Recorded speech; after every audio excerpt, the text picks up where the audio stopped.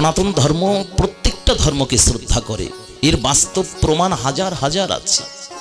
যদি রামকৃষ্ণ পরমহংসদেবের মতো ব্যক্তি বলে মা কালীর মন্দিরে যদি আমার কোনো অন্য ধর্মের ব্যক্তি আসে, তিনি যদি মন্দিরে বসে নামাজও পড়তে চায়, আমার পড়লে তাতে আমার মন্দিরের একটু মাত্র অপবিত্রতা হবে না।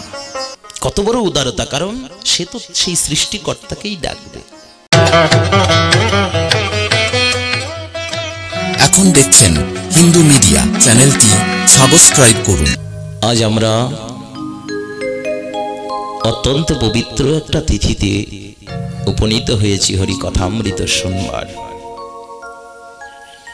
এমনিতেই যেদিন ভাগবত কথা কৃষ্ণ কথামৃত কারো ভাগ্যের হয় সেই দিন এমনি পবিত্র, তদপেক্ষাও আজকে বিশেষ পবিত্র একটা দিন।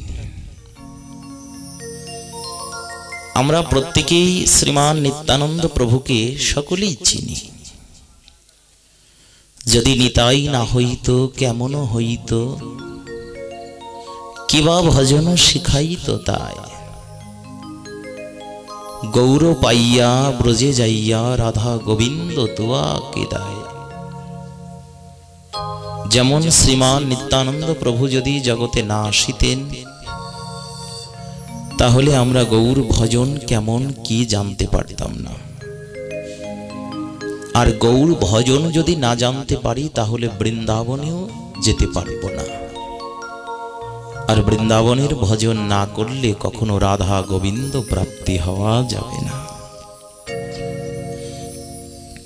আর আজকে সেই শ্রীমান নিত্যানন্দ প্রভুর অপ্রাকৃত, যাকে বৈষ্ণব পদকর্তাগণ মহাপ্রভুর দ্বিতীয় কলেবর বলেছে, নিত্যানন্দ প্রভুর প্রথম বংশ উদ্ভব শ্রী শ্রী বীরচন্দ্র প্রভুর শুভ আবির্ভাব তিথি।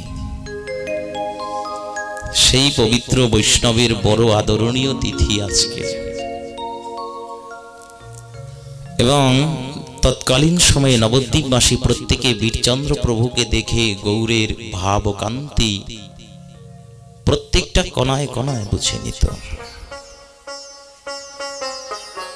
তাই সেই বীরচন্দ্র প্রভুর শ্রীপাদ পদ্মেও রহিল সশ্রদ্ধ প্রণতি। গৌরের কৃপা তারাই তো জানিয়েছে।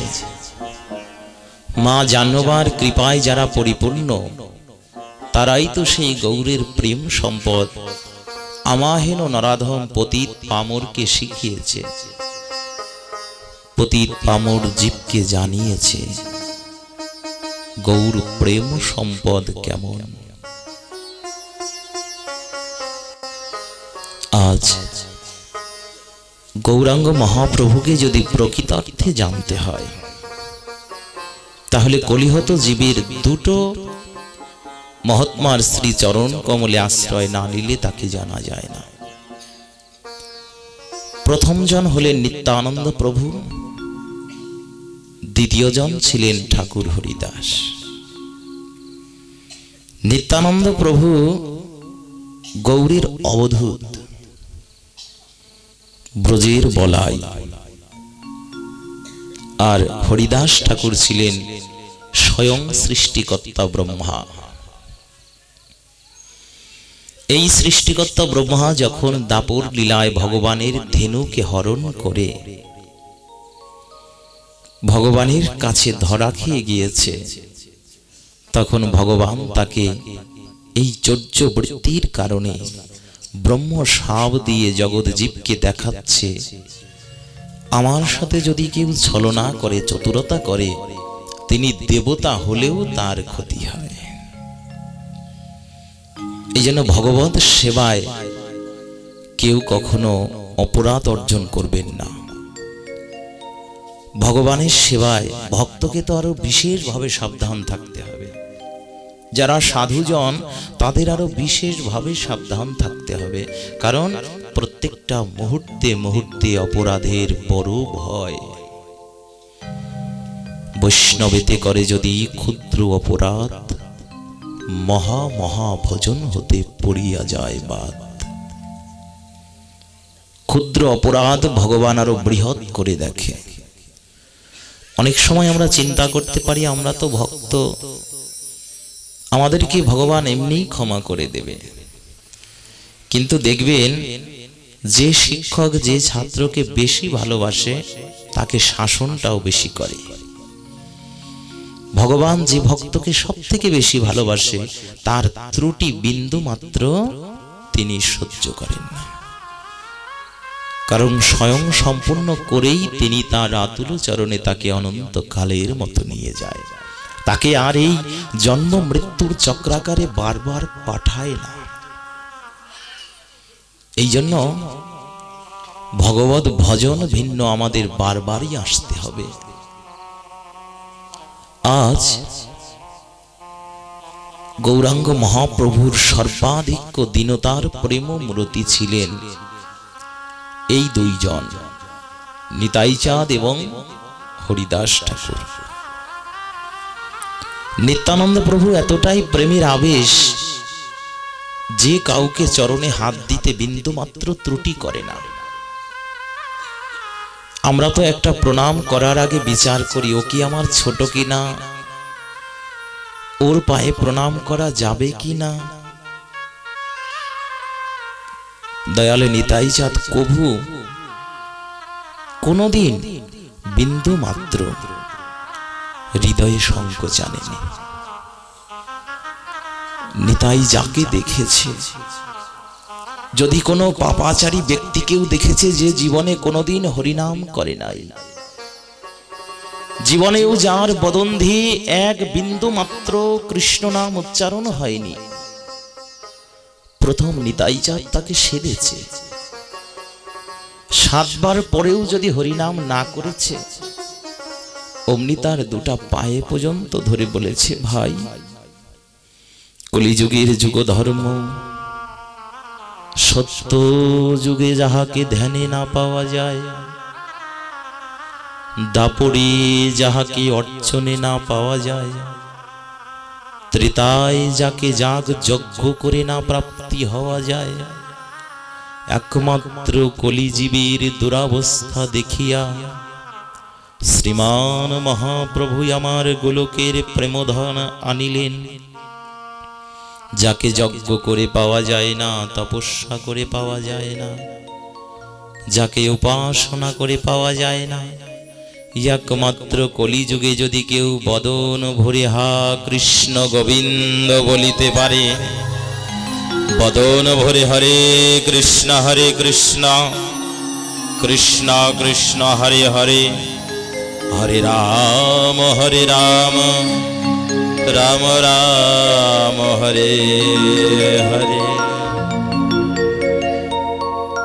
কেউ যদি এই হরে কৃষ্ণ মহামন্ত্র একবার বলতে পারে, সে যে আমার থেকে প্রিয়জন হয়ে যায়।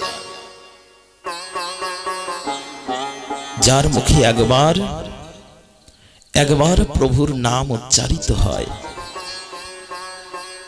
গোবিন্দ যে তাকে খুব নিকটে নিয়ে নেয়। এই জন্য যার মুখে ভাই হরি কথা নাই, তার কাছে তুমি যেও না। যার মুখ দেখিলে ভুলে যাবে হরি, সে মুখ পানে চেয়েও না। প্রশ্ন আসতে পারে, নিতাই চাঁদ তো চেয়েছে, তা বলে না চাইতে বলছেন কেন? এই তো বললেন নিতাই চাঁদ প্রত্যেককে দিয়েছে, আবার যার মুখে কৃষ্ণ নাম নাই তার দিকে না চাইতে কেন বলছেন? আমরা কোন পথে যাব? দেখুন ভাগবত কি সিদ্ধান্ত দিয়েছে, নিতাই চাঁদের যে দীনতা আমাদের মতো মনুষ্য জীবের সেই দীনতা নাই। নিতাই চাঁদ তো এমনই পবিত্র ছিল, যদি কোনো পতিতাকেও একবার স্পর্শ করত তিনি স্বয়ং বৈষ্ণবী হয়ে যেত। কারণ পরশ পাথর সোয়ালে পরেই শোনা হয়। যদি কোনো অসৎ ব্যক্তির একদিন সঙ্গ করত, তিনিও দেখতে দেখতে বৈষ্ণবে পরিণত হতো। কিন্তু কলির এতটাই প্রকোপ, আমরা মনুষ্য জীব যদি অসাধু ব্যক্তির সাথে একবার মিশি, আমার সাধুত্বের গুণ তাকে স্পর্শ করে না, কিন্তু তার অসাধুত্ব গুণ আমার হৃদয়ে বারবার স্পর্শ করে। এই জন্য এই যুগে একজন সাধু পাঁচজন চরের সঙ্গ করলে তার হৃদয়েও চর্যবৃত্তি স্বভাব আসবে, কারণ এটা কলির অত্যন্ত প্রকোপ অবস্থা। একটা বিশেষভাবে জানবেন, যে ইটটা পোড়ানো হয়ে গেছে আর যে ইটটা কাঁচা শুকিয়েছে কিন্তু এখনো পোড়ানো হয়নি, এই দুটো ইটকে যদি কোনো পাত্রে, জলপূর্ণ পাত্রে দিয়ে দেন, কিছুক্ষণ পরে তুলতে গেলে একটা ইট থাকবে যেটা পোড়ানো হয়েছে। ইট তো দেখতে ইটের মতোই ছিল, দুটো তো একই রকম, তাহলে যেটা পরিপক্ক হয় নাই ওইটা নষ্ট হয়ে যায়। তদ্রূপ গুরু গৌরাঙ্গ ভজনের দ্বারা যাদের ভজন সিদ্ধ হয়ে গেছে, তারা চোরের সঙ্গ করলেও চোর একদিন সাধু হয়। কিন্তু আমার মতো মাদৃশ্য জীব যারা যারা ভজনে এখনো উৎকৃষ্ট হতে পারি নাই, তারা যদি অসতের সঙ্গ করে, তাদের হৃদয়ের মধ্যে অসৎ গুণাবলী বৃদ্ধি পায়। এই জন্য প্রত্যেকের সঙ্গ করা যাবে না। সঙ্গটা যেন ভজনমুখী হয়, সঙ্গটা যেন কৃষ্ণ ভক্তমুখী হয়। কারণ ভক্তের কাছে গেলে কৃষ্ণ কথা শুনবেন, আর অভক্তের কাছে গেলে বিষয়ের কথা শুনবেন। আর যতবার বিষয়ের কথা শুনবেন ততবার মোহ আসবে, মমতা আসবে, মায়া আসবে। আর যতবার কৃষ্ণ কথা শুনবেন ততই হৃদয়ে কৃষ্ণ প্রেম ভক্তি জাগ্রত হয়ে যাবে।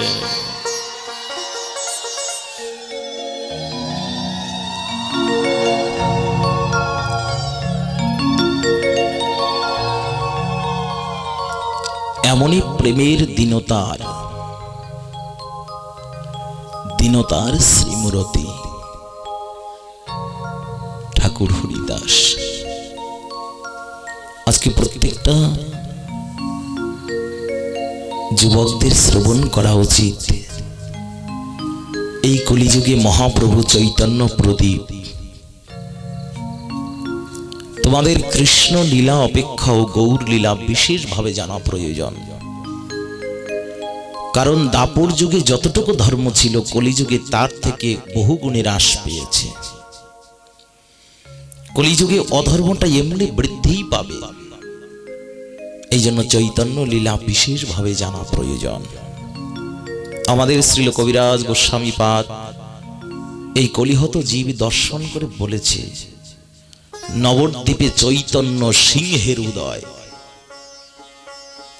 চৈতন্য মহাপ্রভু সিংহের মতো, যেমন সিংহের গর্জনে ওই বনের মধ্যে যত প্রাণী থাকে প্রত্যেকে থরথর করে কাঁপে, তদ্রূপ যারা চৈতন্য মহাপ্রভুর অনুরাগী ভক্তজন, যারা আত্মসমর্পিত চিত্ত করেছে গৌরাঙ্গ মহাপ্রভুর শ্রী চরণ কমলে, তাদের নামের হুঙ্কারে অস্ত্র লাগবে না, অস্ত্র লাগবে না। কারণ চৈতন্য মহাপ্রভু নিজেই তো বলেছেন, এবে অস্ত্র না ধরিব প্রাণে কারে না মারিব। প্রাণে মারব না, প্রাণে যদি মেরে দেই সনাতনী তো কোনোদিন মরে না। কারণ সনাতন ধর্মাবলম্বী বিশ্বাস করে মরলে আবার ফিরে আসব, আমার কর্মফল অনুপাতে আবার ফিরে আসতে হবে। এই জন্য সনাতনী জাতির মৃত্যু নাই। শ্রীমদ্ ভগবদ গীতায় স্বয়ং ভগবান বললেন, আমার ভক্ত কখনো নাশ প্রাপ্তি হয় না। মৃত্যু কেন নাই?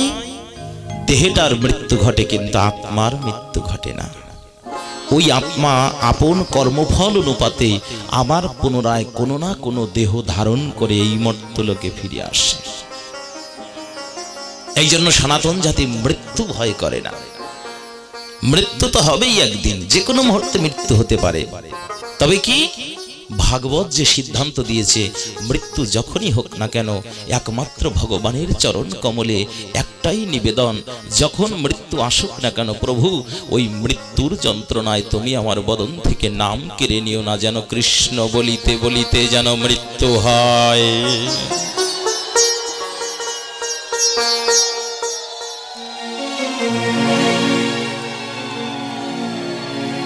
মৃত্যুটা যেন কৃষ্ণ বলেই হয়। কারণ কৃষ্ণ বলে মৃত্যু হলে এই জন্মে যদি তার ভজন নাও হয়ে থাকে, পরবর্তী জন্মে ভগবান একজন শুদ্ধ ভক্তের গৃহে জন্ম দেবে, শুদ্ধ ভক্তের গৃহে জন্ম দেবে, আর জন্মাবধি হইতে তার জীবনটা ভগবত সেবায় যুক্ত করতে পারবে। এই জন্য সনাতনীর মৃত্যু নেই, এরা মৃত্যু ভয় করে না। আর এদের প্রবর্তক, এদের প্রধান রূপ যিনি এই কলির যুগদশায়, কলির সন্ধ্যার অন্ধকারকে যিনি নাশ করবার জন্য এসেছে, এরা কার সৈনিক? আমরা সনাতনীরা কার সৈনিক? আমরা চৈতন্য মহাপ্রভুর সৈনিক, আমরা নিতাই চাঁদের সৈনিক। আমরা কি পেয়েছি? বলছে কলিহত জীব না পেয়েছে কি বলতো? কলিহত জীব পায়নি এমন কখনো বলবে না। যা পেয়েছে সত্যযুগের জীবও তা প্রাপ্তি হয়নি, ত্রেতা যুগেও তা পায়নি, দাপরেও তা পায়নি। এই কলিহত জীব যা পেয়েছে, গোলকের প্রেমধন হরিনাম সংকীর্তন, রতি না জন্মিল কেন তাই,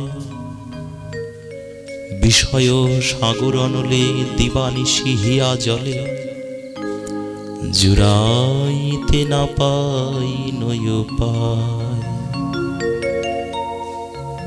গোলকের প্রেমধন পেয়েছে, হরি নাম পেয়েছে, সাধু শাস্ত্র পেয়েছে, শ্রী গুরুদেব পেয়েছে, ভক্তির অধিষ্ঠাত্রী দেবী তুলসী মহারানীকে পেয়েছে, আর পেয়েছে আপনাদের মতো সাধুগুরু বৈষ্ণবের মধুর সঙ্গ। কিন্তু দুর্ভাগ্য একটাই, এত কিছু পাবার পরেও করলাম কই? করলামটা কই? এত কিছু পাবার পরেও ভজনটা করলাম কই? কি না পেয়েছি বলুন তো? জন্মের পর থেকে সব পেয়েছি।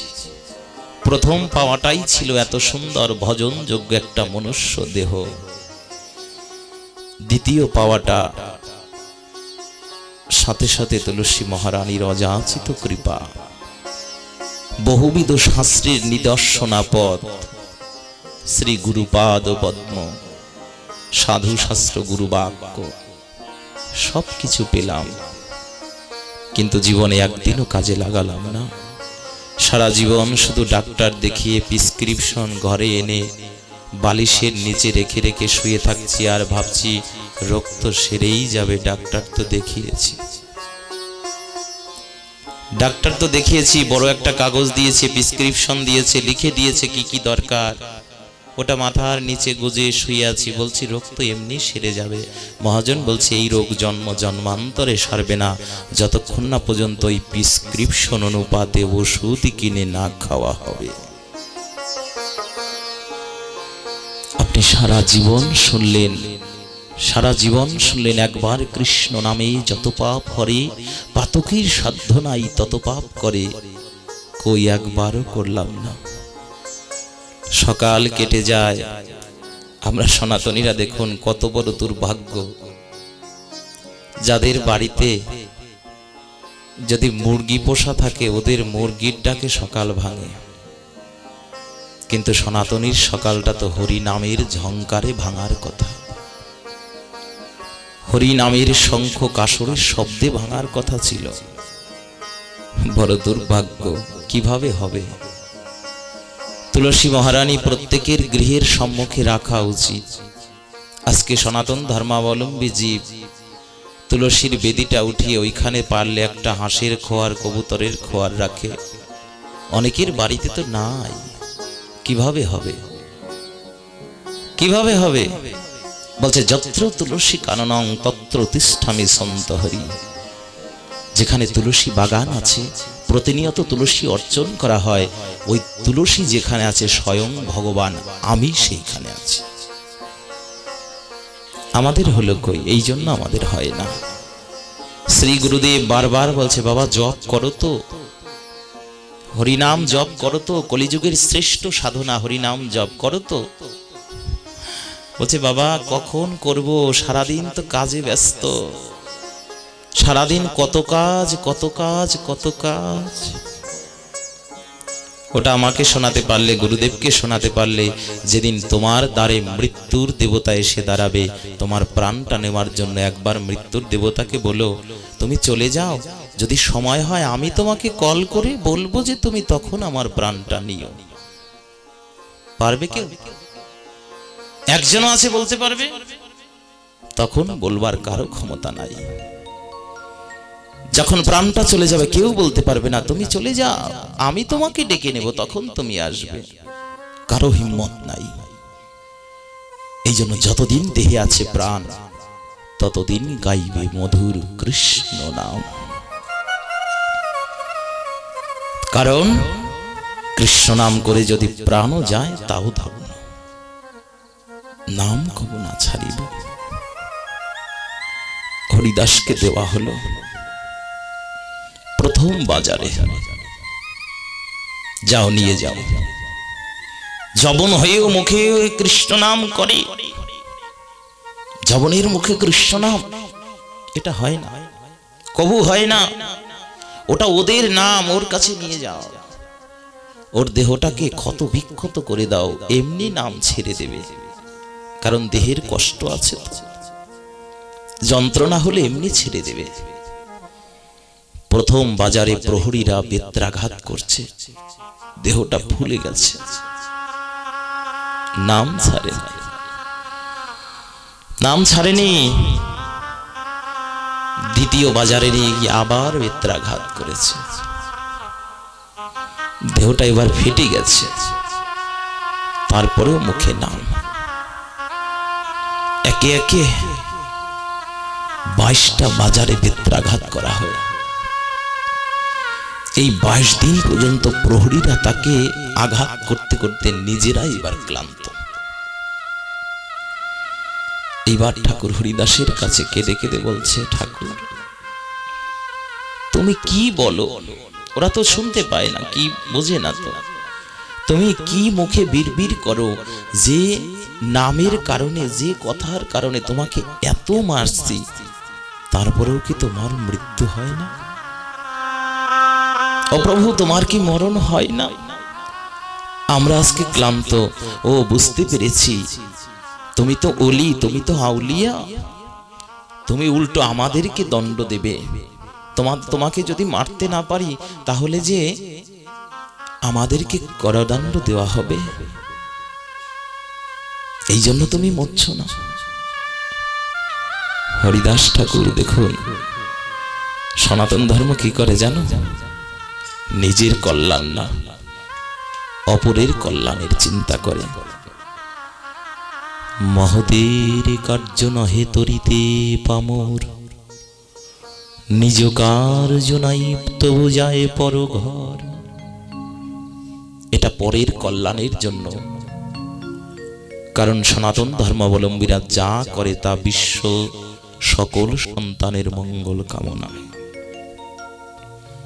ওখানে কোনো জাতাজাতি নেই, কোনো বর্ণভেদ নেই, কোনো ধর্ম নেই, কোনো সম্প্রদায় নেই। এরা বিশ্বাস করে আমরা যে ধর্ম অনুষ্ঠান করি না কেন, একমাত্র সমগ্র বিশ্ব মানবের আত্মকল্যাণে। আজকে দেখুন হরিদাস ঠাকুরের মনে এই সংশয় জেগে প্রহরীদের চরণে পড়ে গিয়ে বলছে, ও তোমাদের প্রাণ নিয়ে নেবে? যদি আমার দেহ থেকে প্রাণ না যায় তাহলে তোমাদের প্রাণ নেবে, আমার জন্য তোমাদের মৃত্যু হবে। এটা যে আমার বড় অপরাধ, বড় যন্ত্রণার, আমি এটা কবু করতে পারবো না। অমনি কি করেছে জানো? হ্যাঁ, কৃষ্ণ চৈতন্য বলিতে বলিতে মূর্ছাগত অবস্থা, প্রায় মৃতপ্রায়, নাসারন্ধে তুলা ধরলেও যেন তুলাটা নড়ে না, রুধি চলাচল বন্ধ। ওরা দেখতে পেল হরিদাস ঠাকুর মনে হয় মারা গেছে, আমাদের বাঁচালে গো। যখন এই সংবাদটা পেয়ে গেল,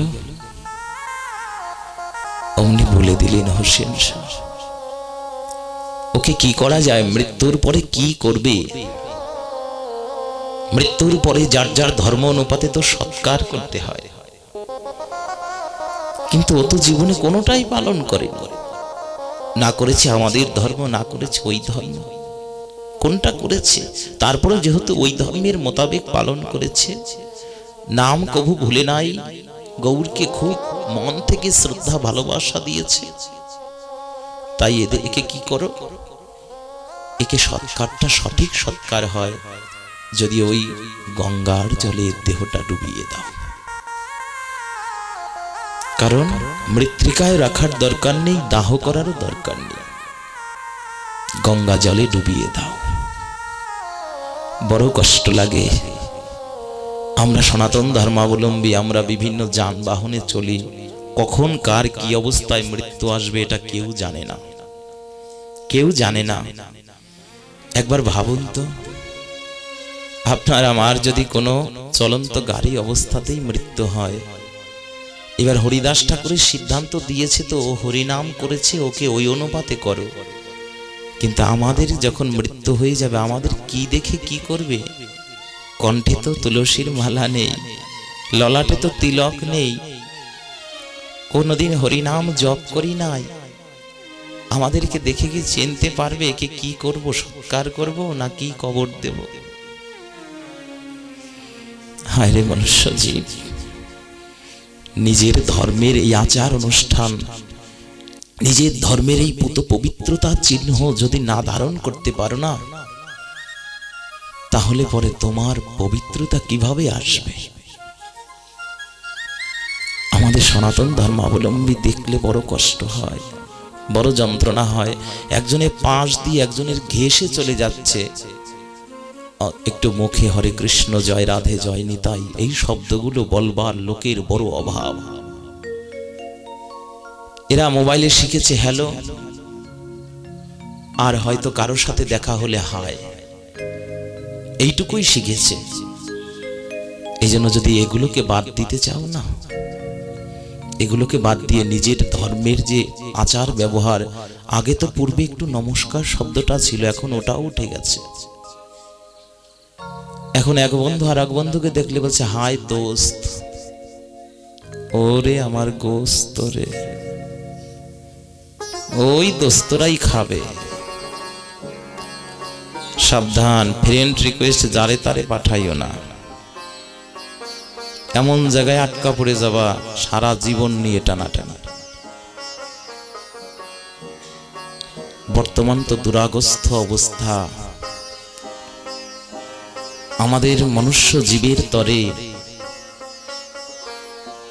এমন দিনও আমাদের দেখতে হচ্ছে।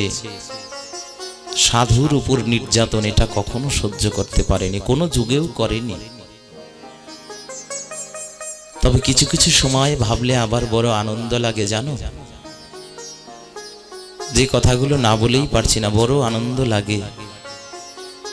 কারণ আজকে আমাদের দিশারি,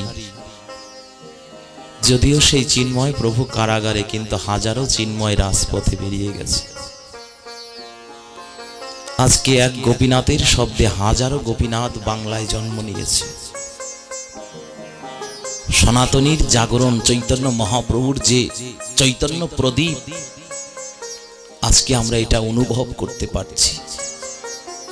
আমরা বাংলার ভূমিপুত্র হয়ে আজকে আমাদের গৌরব করা উচিত, আমাদের সনাতন জাতির গৌরব করা উচিত। কারণ আমরা মহাভারত দেখিনি, শুনেছি, আমরা কুরুক্ষেত্রের মাঠে যেতে পারিনি, শ্রবণ করেছি। আজকে যে ধর্মের উপর যে নির্যাতিত নিষ্পেষিত সংখ্যালঘু জাতির উপর যে নির্মম অত্যাচার নির্যাতন, আজকে তার প্রতিবাদ শব্দ আসছে, প্রতিবাদ ঝংকার আছে।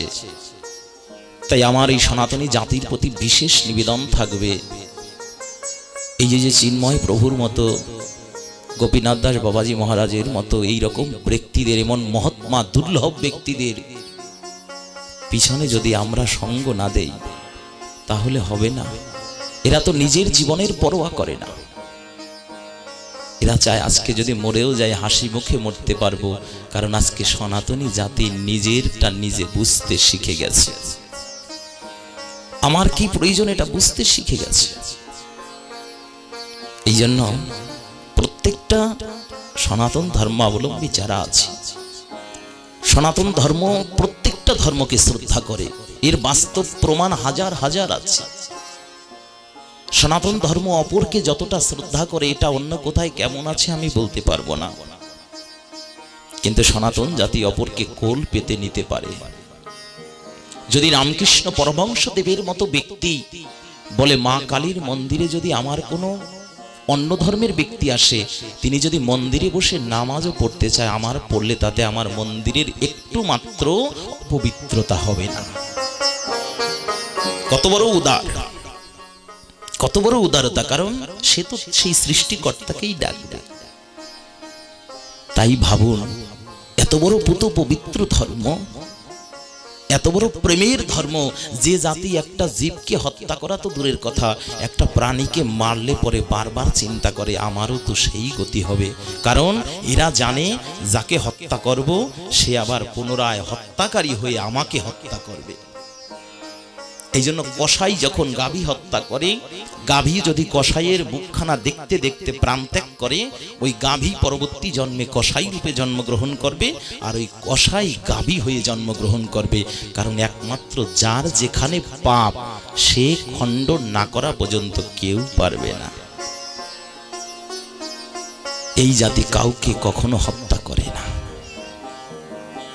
এত বড় পুত পবিত্র জাতি, এত বড় প্রেমের ধর্ম, এত বড় দয়ার ধর্ম, যারা বুক পেতে বলতে পারে, যারা নিজের বক্ষ পাটাটাকে পেতে বলতে পারে এই জগতের বিশ্বমৃতস্পুত্রা, আমরা সবাই অমৃতের সন্তান, কোনো জাতিভেদ নেই, প্রত্যেকে আমরা অমৃতের সন্তান, আমরা অমৃত লোক থেকে এসেছি, আমরা অমৃত লোকে যেতে চাই। আমরা অপর ধর্মাবলম্বী যারা আছে তাদের কাঁধে কাঁধ মিলিয়ে নিজেরা ভাইয়ের শ্রদ্ধায় ভ্রাতৃত্ব প্রেমে বেঁচে থাকতে চাই। আমাদের মধ্যে যারা কুচক্র মহল হয়ে এগুলোর মধ্যে শৃঙ্খলা, এই প্রেমটাকে যারা নষ্ট করতে চাইবে, আমরা তাদের বিরুদ্ধে দাঁড়াতে হয়। এখনো পর্যন্ত সেই পবিত্র ধর্ম যেখানে কোনো বিন্দুমাত্র জীব হত্যা নেই, প্রাণী হিংসা নেই, সেই দয়ার ধর্ম, প্রেমের ধর্ম এই সনাতন জাতির।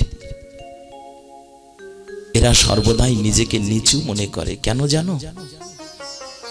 ছোট না হতে পারলে বড়দের চোখে পড়া যায় না। দেখবে যে ছোট আছে না, প্রতিমধ্যেও যে সবার থেকে ছোট, ওর প্রতি প্রত্যেকের চোখটা ভালো থাকে। ও কি এই কাজটা করতে পারবে? বলছে না না, ওকে এত খাটুনি খাটতে হবে না, ওকে এত কষ্ট দিস না, ও তো বয়সে ছোট, ও কি পারে। সবাই কাজগুলো ভাগ করে নেয়, ছোটকে সবসময় আদর করে। সনাতন জাতি বিশ্ব জাতির কাছে মাথা নত করে। এই জন্য আমার মাথা নত করে দাও হে তোমার চরণ ধুলার তলে, সকল অহংকার হে আমার ডুবাও চোখের জলে।